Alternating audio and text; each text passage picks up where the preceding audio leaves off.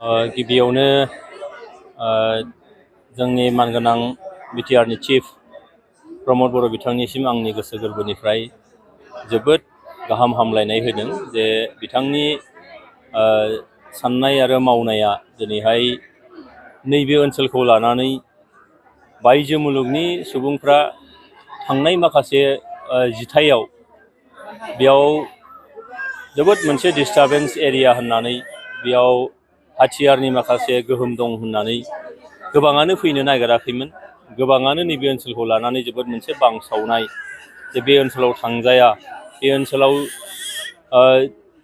मानसिनि जिउजों लोगोसे धोन सम्पथिनि बेयाव खहा जायो बा खहा खालामो होननाय बाथ्राफोर दंमोन। दिनै बेखौ मानगोनां प्रमद बर' बिथाङा बायजो मुलुगनि भारत आरो गुबुन हादोरनि माखासे सानसुमैफोर जायफ्रा सासेयैनो गाव हारसिङैनो मोनफा मोनफा इन्सटिटिउसन, जेराव सारा मुलुगखौ गोबां फिल्डआव गोबां बिथिङाव बिथांमोनहा मोजां मोनसे पजिटिभ लामा होदों। बै बिथांमोनखौ लिंना लाबोनानै दिनैहाय जोंनि बे बिटिआरनि क'क्राझार बड'लेण्ड इउनिभारसिटियाव गिबि खेबनि थाखाय इन्टारनेशनेल नलेज फेस्टिभेल खुंनानै जेरैहाय बांलादेशनि सासे जोबोद मोनसे सुबुं धोन जाय माने नबेल लरेट बिथां मोहम्मद इउनुस बिथाङा फैदों आरो भारतनिबो गोबां बेबायदिनो माखासे फुंखा सुबुंफोर जायफ्रा दिनै बे नलेज फेस्टिभेलाव फैनानै जोंनियाव जि मोनसे नेगेटिभ मोनसे इमेज दंमोन बेखौ दिनै पजिटिभिटियाव लांनानै बिथांमोनहा जोंनि ओनसोलखौ मोनसे एक्सप'जार होनायनि जि हाबाफारि बेखौ लानाय जादों आरो बेजों मिजिं खालामदों जे थांनाय माखासे जिथाइ बोसोराव जेफोर जोंहा बदनामफोर दंमोन बे बदनामफ्रा गैया जानानै नैबे ओनसोलखौ लानानै दिनैहाय टुरिजिमनि बेलायावनो होन, जोंनि दानाय लुनाय आगर आखाइजों लोगोसेयैनो जोंनि मावनाय दांनाय आखाइ हाबा, बेजों लोगोसे दिनै जोंहा नैबे ओनसोलनि सुबुंफोरा जोंनि बर' सुबुंखौनो लानानै एबा गुबुन गुबुन माखासे बेयाव थानाय हारि माहारिफ्रा मोनसे एक्सप'जार नांगौ जादों जोंनो, माखासे नलेजनि गोनां जादों जोंनो, माखासे एन्टारप्रेनियरशिपनि गोनां जादों जोंनो, जायजों जोंनि रांखान्थि अबस्थाया साबखांगोन। रांखान्थि अबस्था साबखांनानै जोंनि सोलोंथाइ अबस्थाया साबखांगोन आरो सोलोंथाइ अबस्थाया साबखांनाय लोगो लोगोनो जोङो मोनब्रै बेरानि सिङाव थादोंमोन दिनैहाय बे ओनसोलनि सुबुंफोरा बांसिनानो दिनै बे मोनब्रै बेरानिफ्राय ओंखारनानै बायजो मुलुगाव थांनानै जोंनि कालचारखौ लानानै थांनायजों लोगोसे गुबुन जायगानिफ्राय गुबुन थावनिनिफ्राय राङारि बिथिङाव, सोलोंथाइ बिथिङाव, बायदिसिना दारिमिनारि माखासे बिथिं, बे बिथिंफ्राव बिथांमोनहा नलेज लानानै फैगोन, जोंनिफ्रायबो लानानै थांगोन आरो बिदिजों जोंनि ओनसोलनि मोनसे नेगेटिभ मोनसे इमप्रेसन, नेगेटिभ मोनसे इमेज, बे इमेजफोरा दिनै गैया जानानै जोंनि ओनसोलाव मोनसे गोजोन खौसेथिनि थाखाय हाबा मावनायनि मोनसे थावनि, बेयाव मोनसे हाबा मावनो माखासे स्कपफोर दङ, बे बाथ्राफोरखौ दिनै बिथांमोना बायजो मुलुगाव लानानै थांगोन आरो बेजों जोंनि नैबे ओनसोल बिटिआर ओनसोल क'क्राझार बे ओनसोला मा जागोन जे नेगेटिभ मोनसे इमेजनिफ्राय बारग'नानै जोङो पजिटिभ दिगाव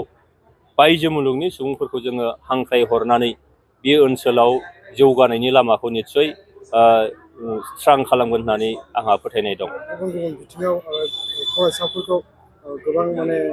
गियान फोरोंनाय बा नलेज फोरोंनाय हाबाफारिफोर लानाय जादों। निस्सय बेयाव गासै मोनद' सेमिनार हल दङ आरो बे सेमिनार हला मैयानिफ्रायनो कन्टिनिउ गुबुन गुबुन माखासे फिल्डआव बेयाव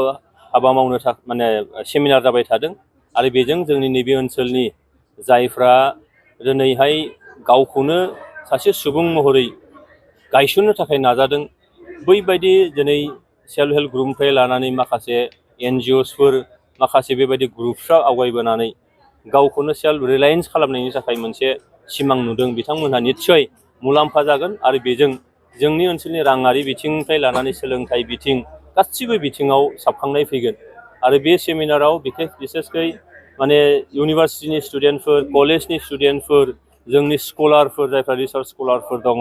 जायफ्रा आबादारिफोर दङ, जायफ्रा दिनैहाय मोनफा मोनफा इन्सटिटिउसन सालायगासिनो दङ, बेजों मर माखासे नलेज लानानै बिथांमोना मोजां मोनसे खामानि मावनो हालांगोन इयुनाव। आरो बेयाव नायबाय जे जोङो खौरां बिजोंनि जोबोद मोनसे रल निस्सय दङ। दिनै खौरां बिजोंफ्राबो जिबायदि रोखोमै फोसावनांगौ जानानै दं, बेखौ बिथांमोना निस्सय फोसावदों आरो बेजों बायजो मुलुगा जोंनि नैबे ओनसोलखौ निस्सय मोनथिगोन बे ओनसोलाव जे जोङो हारि माहारि मुगैलायनाय गैया बे ओनसोलाव जे जोङो गोजोन खौसेथियै संसार जानो लुबैयो बे ओनसोला जे गोजोन फैबाय बे ओनसोलनि सुबुंफ्रा जे जौगानाय लुबैयो बे ओनसोलाबो गुबुन